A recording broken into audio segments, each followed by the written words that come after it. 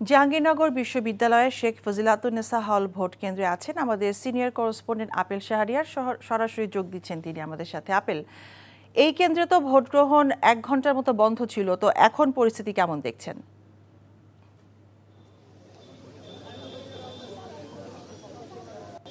ফজিলাতুন্নেসা যে হলে ভোট গ্রহণ 1 ঘন্টা বন্ধ ছিল, কিছুক্ষণ আগে সেটি আবার চালু হয়েছে।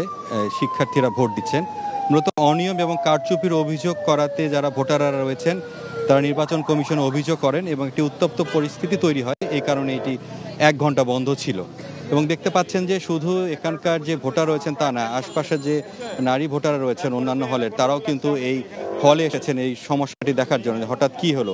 মূলত একটি প্যানেলের ভিপি প্রার্থী তিনি সরাসরি ভিতরে ঢোকেন এবং তিনি কেন ঢুকলেন এবং অভিযোগ করা হচ্ছে যে একটি শিক্ষকের প্যানেলও এর ভিতরে প্রবেশ করেছিল। তবে নানা ধরনের যে অনিয়মের কথাগুলো বলা হচ্ছে, মূলত নির্বাচন কমিশনের একটি টিম এখানে এসে তারা ঘুরে গিয়েছে এবং আমাদের সঙ্গেও কথা বলেছে।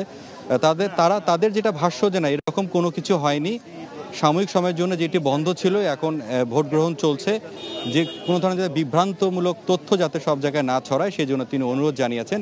এবং আরও যে বিস্তারিত ভিতরে কী হয়েছে উনি গণমাধ্যমে বলতে চাননি, তবে উনি বলেছেন যে নির্বাচন কমিশনের সরাসরি যে উপস্থিত হয়ে তিনি এখানকার বিস্তারিত যে তথ্য সেটি জানাবেন।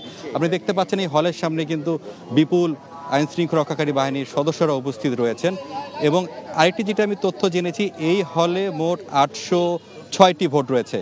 প্রায় এখানে মোটামুটি ভালোই ভোট পড়েছে, কিন্তু যখন দুপুরের দিকে যখন একটি উত্তপ্ত পরিস্থিতি তৈরি হয়, এই কারণে একটু পরিস্থিতি ঘোলাটের মধ্যে চলে যায়। তবে এখনকার যে অবস্থা স্বাভাবিক রয়েছে।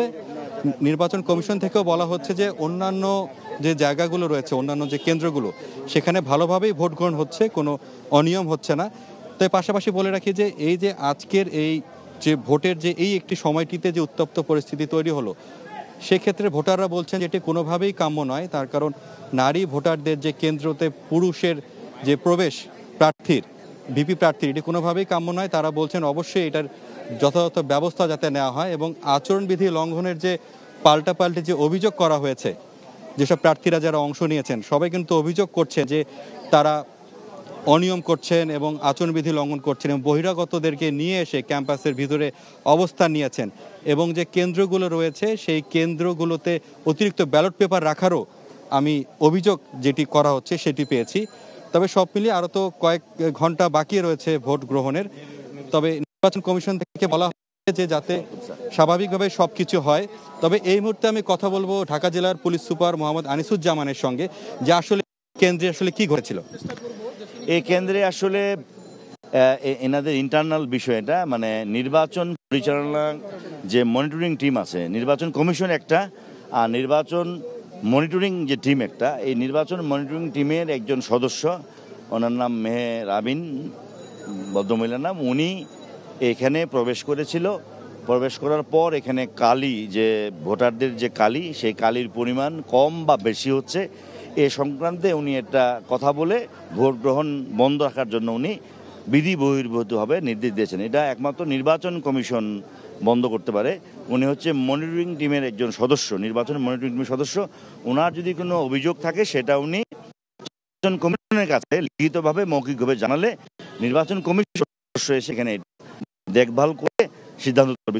কিন্তু উনি যেটা দিয়েছেন, যেটা আমি প্রভিস এবং নির্বাচন কমিশনের কাছে জানতে পারলাম, যে উনি নির্বাচন মনিটরিং টিমের সদস্য, উনি ভিতরে প্রবেশ করেছেন এই যে বেগম ফজিলাতুন্নেসা হলে। উনি কালি কম বেশি এটার অভিযোগ তুলে ভোট গ্রহণ বন্ধ রাখতে বলছিল।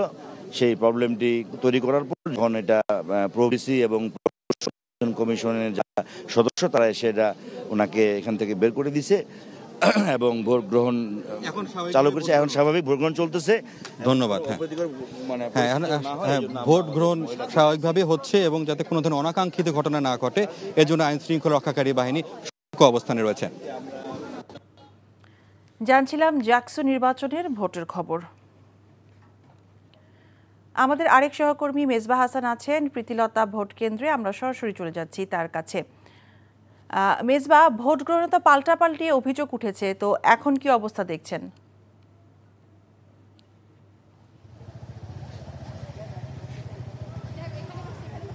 আসলে দুপুরের পর থেকেই আসলে কিছু কেন্দ্রে অভিযোগ পাওয়া গেছে। আমরা কিছুক্ষণ আগে কবি নজরুল হলে ছিলাম, সেখানে এক ভিপি প্রার্থী এসেছেন স্বতন্ত্র আংশিক প্যানেল থেকে, যিনি দাঁড়িয়েছেন তিনি অভিযোগ করছিলেন যে তার এজেন্টদের জন্য কোনো জায়গা রাখা হয়নি।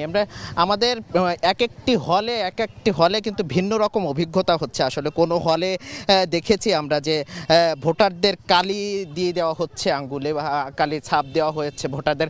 আবার কোনো হলে প্রক্টর বলছেন যে এখানে আমাদের প্রক্টর অফিস থেকে আগে থেকে নির্বাচনের আগে থেকে কোনো নির্দেশনা ছিল না, যার কারণে তারা শুধু